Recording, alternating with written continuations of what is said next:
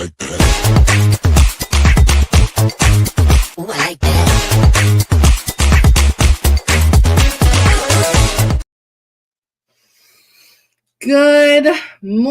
Good morning. Hello to all of the lovely people who are not watching because we have 0 watchers right now, but we will get more. Brittany, how are you doing this morning? I am good, but my nose is runny because it's got a chill in the air. Yes, you are sniffly a little bit this morning. Hopefully that'll change. Yvette, how are you doing this morning? Fantastic. There's some logistical things going on at home, but other than that, I'm perfectly fine. Logistical things. We do not have to talk about specific things, but that actually brings us to our topic today. And you can talk about other things that have happened. Our topic today are those home things that happen when you're an entrepreneur.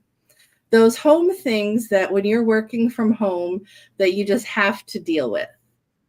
And we're not talking, laundry has to be dealt with, those things. I'm talking like the actual barriers to work. So I'm going to give my 2 quick examples this morning. We can go in depth with them. But currently, I have a child sitting on a couch that I can guarantee you will hear at some point. Because, and I don't care. She does have autism, and somehow she has it in her head that today is somebody's birthday.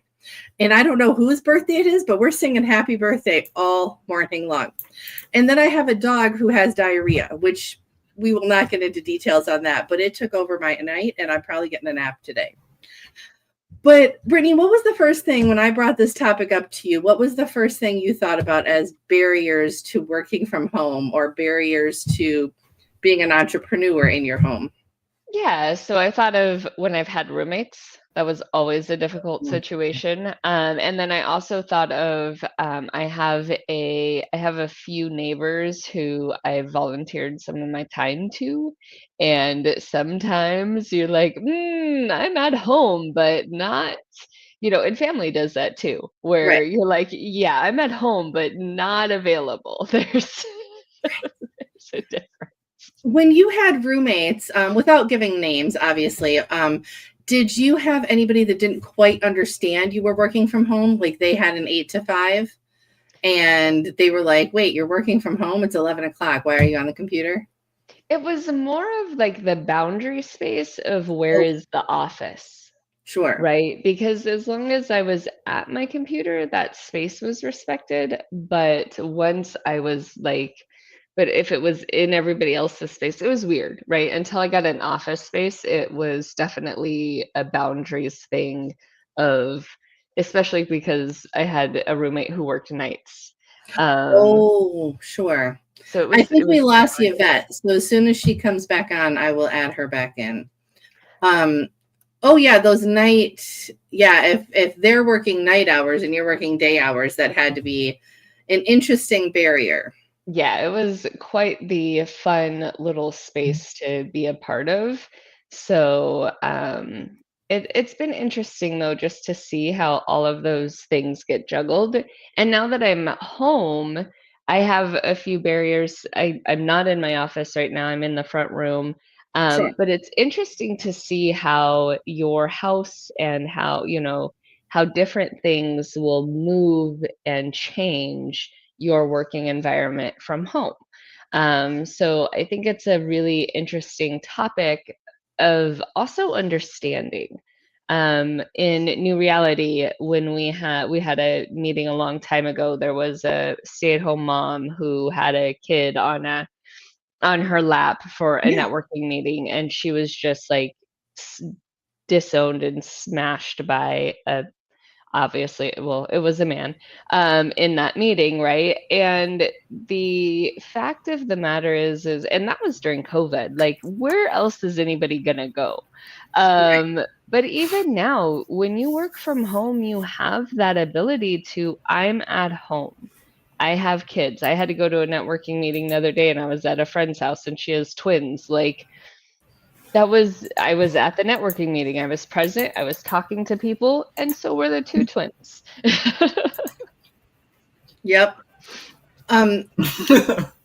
And yeah, we're not giving specifics, Yvette. So have you had any barriers of working from home?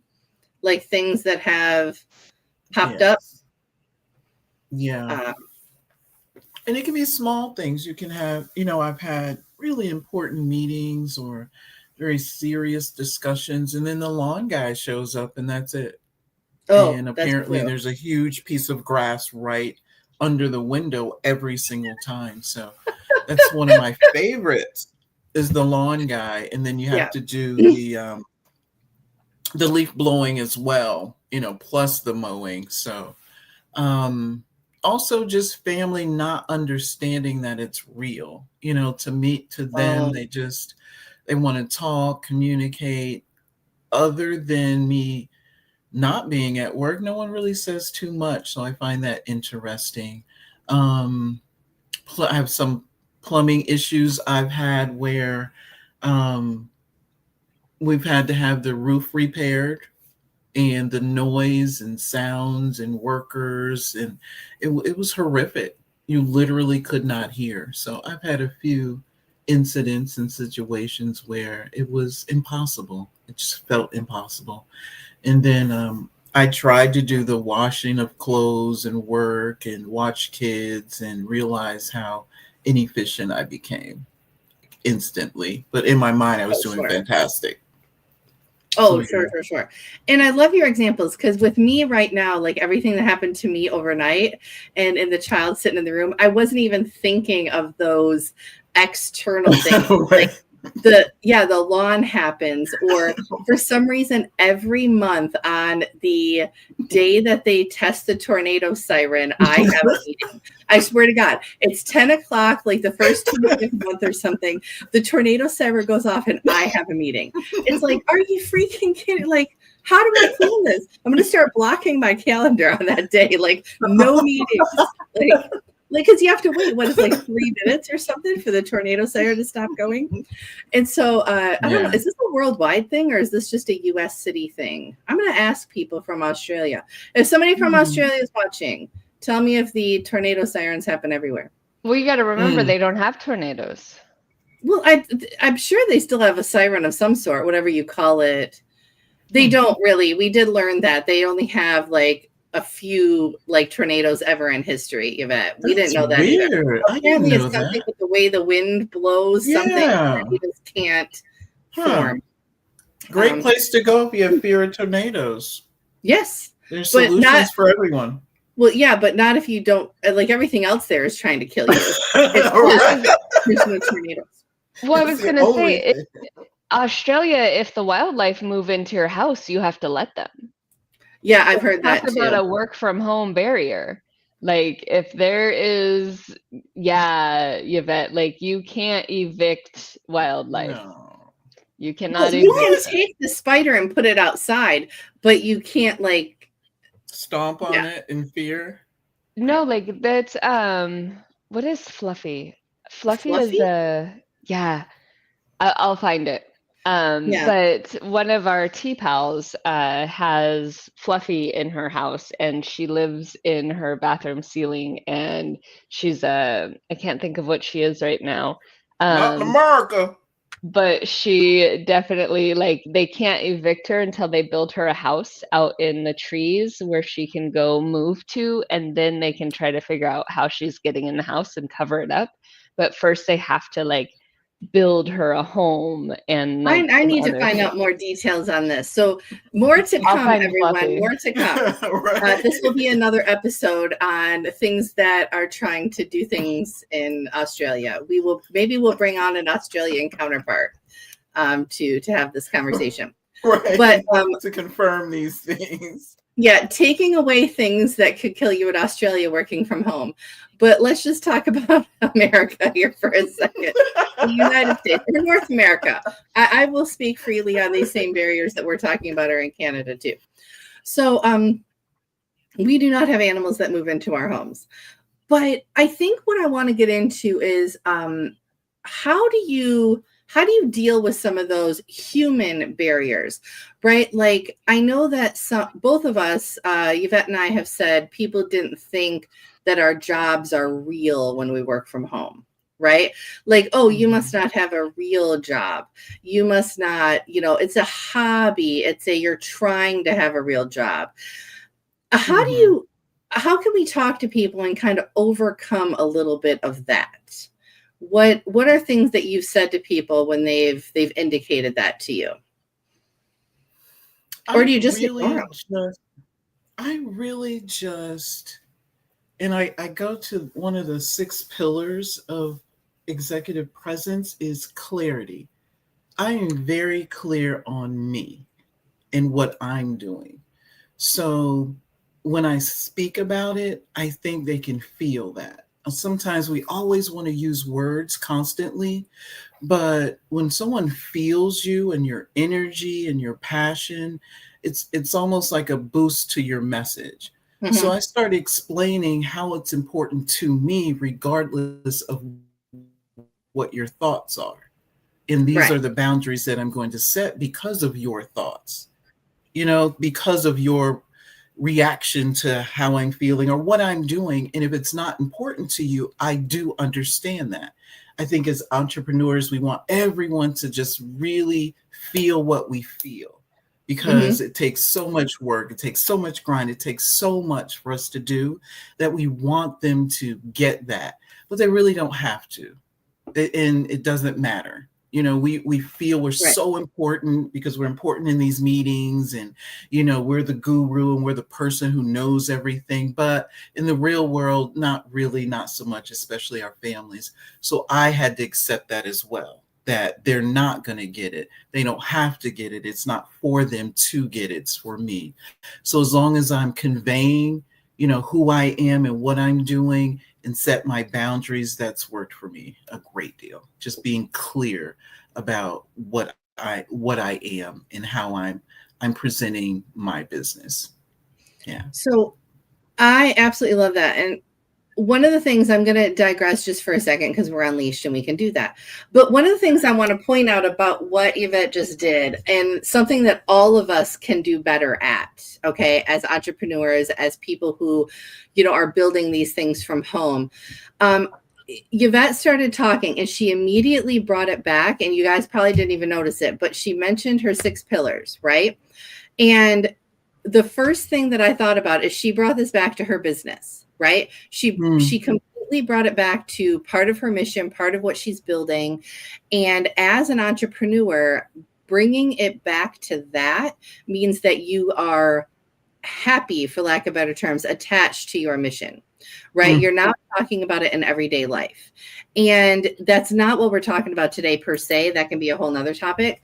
But if you're watching this and you're an entrepreneur and you're not bringing your mission into kind of everyday conversations, then you're not really in tune with that mission. And so, Brittany, mhm.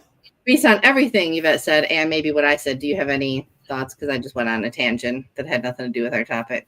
Well, no, I think your topic is what you spoke about though is what we do every third Friday, right? Yeah. We really bring business owners back into Mm, sync with their foundation. We also do that 2 Tuesdays a month as well because of the coffee content and creations. So inside of those meetings, it's very important and very valuable to us to build a space where when you're speaking, it's fluent. Yeah. When you know your business, and mm, I always say this, your business is an entity. You've created a person, you've created a persona inside of your business. And you want to make sure that that aligns. And so when you're able to say, no, this is my space. No, this is where I'm at. Hey, that's awesome, but I have meetings from here to here. Here's my boundaries, right? That's going to be a huge space for you because it's natural and you agree with it. And mhm, Yvette had brought up a little bit about family. I had brought up a little bit about family too. Sometimes it's harder because you were raised, oh, family's first, blood's thicker than water. Not the phrase, not the phrase at all, right? And no matter what, you need to mm, be able to be okay with, yeah, I can come first. My mhm, business that feeds me, that feeds my family, that comes first. That is where I need to prioritize. That's where I need to be. But make time for family, make time for that, and let them know this is your time. You have Saturdays at this time, and I'm willing to do that, right? But like you said, Sarah, you have to be with that foundation. You have to understand it, and it should be your conversations all the time. Not necessarily business, but values, beliefs, and that foundation. So yeah. Right. No, and I love that concept of boundaries, because I mean it is kind of a buzzword lately, you know what I mean? And I think everybody kind of has their thoughts on what that means for them. But also we have to consider boundaries for external family, and for lack of better terms, boundaries from internal family are different. And I have my own situation, but I'm going to bring up Ferna at the moment. Ferna is a wonderful person. She has her own business and all of that stuff, but she lives with one of her kids and her grandkids. And sometimes when you live with grandkids, you don't get to determine your own schedule, right? And so I think sometimes we have to say, you know, we have to be a little bit flexible for the people we live with, or the people that are there on a day-to-day in our life. And so if you're living with extended family, I think that's a little bit of a different process for those boundaries than you are with extended family you don't live with. Right? Because you can be like, no, I'm locking my door. You can stand out there and look at the door cam all you want. I'm not letting you in. But if they live there, right? You can't be like, you're stuck outside for an hour until I finish this meeting. As much as I would like to do that with the 17-year-old, sit on the porch for an hour, I can't. There's laws of things and stuff. So, but yeah, I think that boundaries can be different for each person and in different situations. I mean, Brittany, you're learning that right now. You have things with, like you said, you're volunteering stuff with your neighbors. Those boundaries are a little bit different than when you lived with family when you were in Colorado. Yeah, the boundaries definitely are a little bit different. And, you know, most of it starts with a text message. So it's able to be, you know, kind of mitigated prior to anything. Mm-hmm. But at the same time, they're also, I think sometimes in our head, we will put obligation on assistance. Oh, sure. And so when we put obligation on assistance, then sometimes it becomes a hassle, sometimes it becomes an irritant. And so it really has to be something where, one, it's something you want to do, and hold that true, right? Like, I want to do this. And if you're looking at it and you're like, I don't want to do this, then don't do it. Don't do it. And really say, you know what, I can't do this right now, but I can do it here. But I want to clarify something on that. And then we can, okay, so if I don't want to do this right now, I don't want to do my accounting for my business. I don't want to do that spreadsheet. Brittany loves spreadsheets. They're the bane of my existence. Okay. So there are certain things as an entrepreneur, just bringing it kind of back to just being an entrepreneur in general, there are going to be things you hate. Yeah. 100%, right? That you are just like, I have to do this though, because it is for my business. Right. So I would love to hear what either one of you have to say about doing the things you hate and how you do that. Yeah, it's and what do you hate? I would love to hear one thing that you hate about being an entrepreneur. I love connecting with people, but I love in person. Like, that's my thing. Sure. And so I've avoided social media like the plague, you know, like COVID. I just totally avoided it, and I thought I was safe. Well, that's extremely unrealistic. Sure. And I had to come to terms with that not that long ago. So I don't know. Maybe it is age, because, you know, I was around when you had a telephone and there was a string attached to it, and it was like 85 feet long.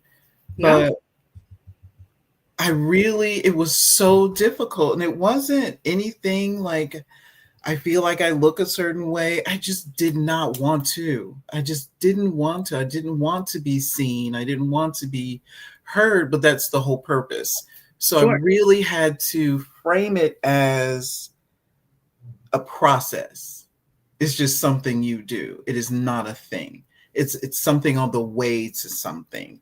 And that's the only way I could get through that barrier, is to stop making it this arduous, horrible thing. It's just a process. So, going somewhere, getting dressed is a process. You don't sit there and just be so upset that I have to put my socks on and my shoes on. You just get it done so you can go enjoy that event or wherever you're going. So I really keep having to frame it as, this is what I want to do, and I really want to help women transform, women 40 plus, to transform their presence in the world. And I cannot do that if no one knows it exists. So that propels me. Right there. I have to speak to many, to get my tribe, to get my community, to get women who resonate with me. Because when you first start, you think, I just want to help everyone, but you really just want people who think you're awesome, who can sit in a room with you and not have judgments, concerns, or anything like that. So that's what helped me, is just, it's a process. Do not focus on the thing, just get better. Well, just so you know, Brittany absolutely loves marketing. If she could just market herself all day long, that would be like her goal. And be around people like that. On that? That truth bomb that I just dropped there, that you absolutely love marketing yourself. I like creating. She loves marketing other people is the thing. She loves creating things. And I am making jokes here if you're watching, the 3 people that are watching. But we had this conversation. So Sarah caught me avoiding this week, because when I start to avoid, Sarah notices, because I get super hyper fixed on creating stuff. I'm like, oh, we need this Canva for this to even work. Right. So just so everybody knows, I have 50 posts that are sitting in a spreadsheet. And that spreadsheet has moved from, I love Metricool, and it's one of my favorite places to pre-post, but I just got a funnel service and I really like it.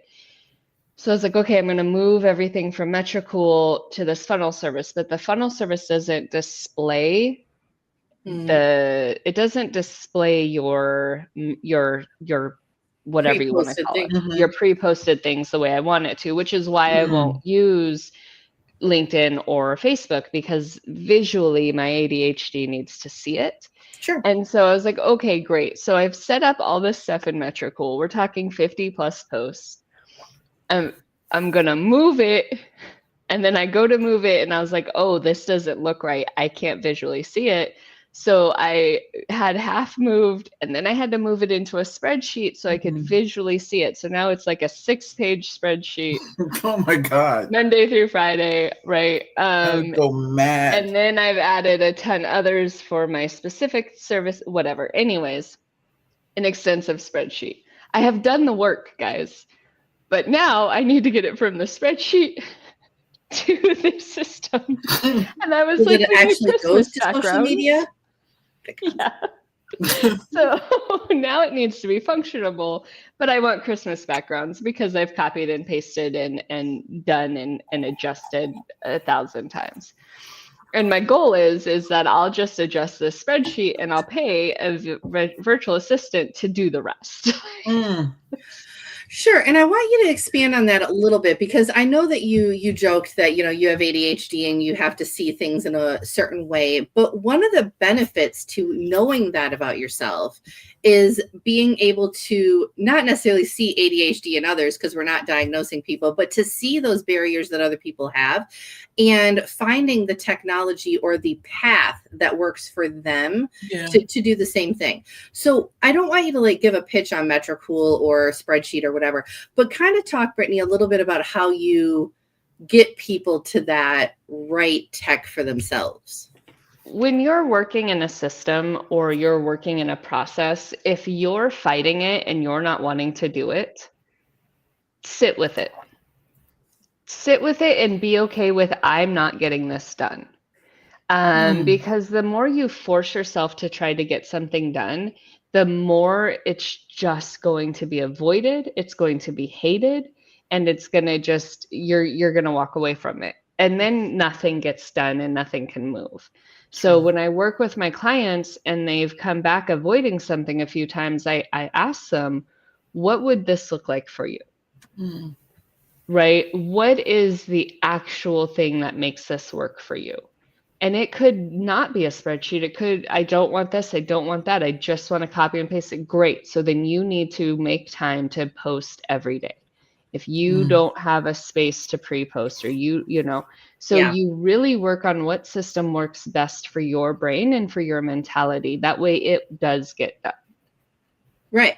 Because you need to see, whether it's a huge spreadsheet or not, you need to be able to see everything laid out in a orderly fashion. For me, I'm more of a week on thing. I sit there usually every Sunday night or Monday morning, and I just post for a week. I just create it all. I have fun in Canva. I spend a couple hours and I just do it all. And that works for me. I would lose myself if I did all that like you did. I would be like, oh, I don't like it today. That's what would happen. It'd be like 3 weeks later, I'm like, I don't like this. Like, I liked it 3 weeks ago, but I don't like it today. And so, no, I love that you walk through that with people and you can get them to that path. We are rounding us out. Yeah, we are at the 27-minute mark, and we try to hit 30. We have not been very successful at that. Whoa. So I want you to, we're all going to introduce ourselves because we haven't given that introduction for people that are new to this. But kind of give some last minute thoughts about everything that we've talked about today. Who wants to go first? Go for it, Yvette. I want to volunteer, Yvette. What was the question again? Good Lord. Intro yourself and just give a few things about this conversation. Yeah. Oh, yeah. I just think holding clarity for yourself. You know, you mentioned values, and we just overlook it. We kind of roll over that. And I think it's extremely important because you get to the core of who you are and it comes out more fluent, with more power and presence. And I think knowing yourself, knowing what you want to do and what your focus is vital to mishaps. When things are off, someone says something weird, you know, there's a weird comment, someone interrupts you in the middle of something, you can always come back to yourself and it makes it a whole lot easier. So that's kind of the takeaway that I've gotten, that it's better to know yourself, because if you don't, someone else will be more than happy to tell you who you are. So, yeah. And who are you, Yvette? Who are you?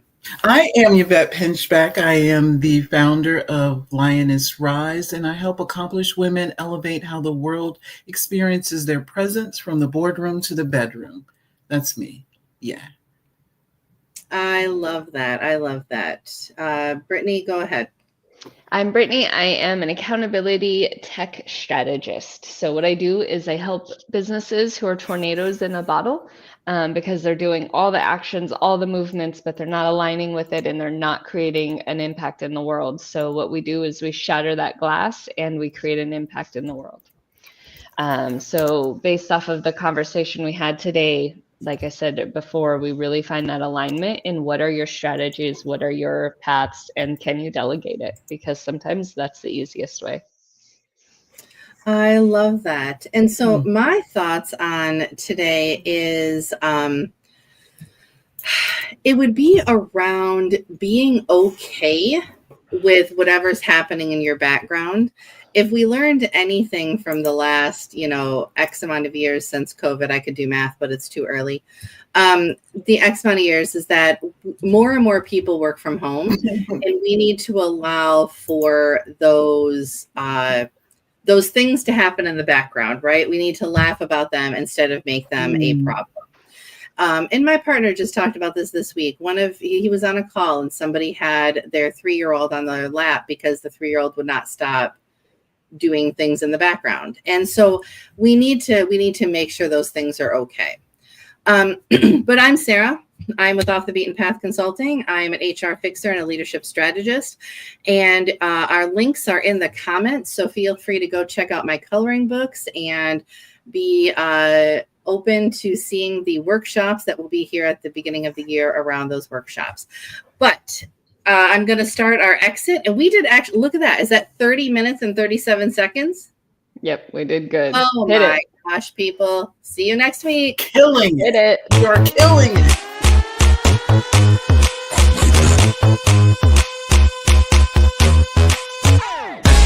One, two, need my attitude. 3, 4, 3, 4, check my latitude. I like that.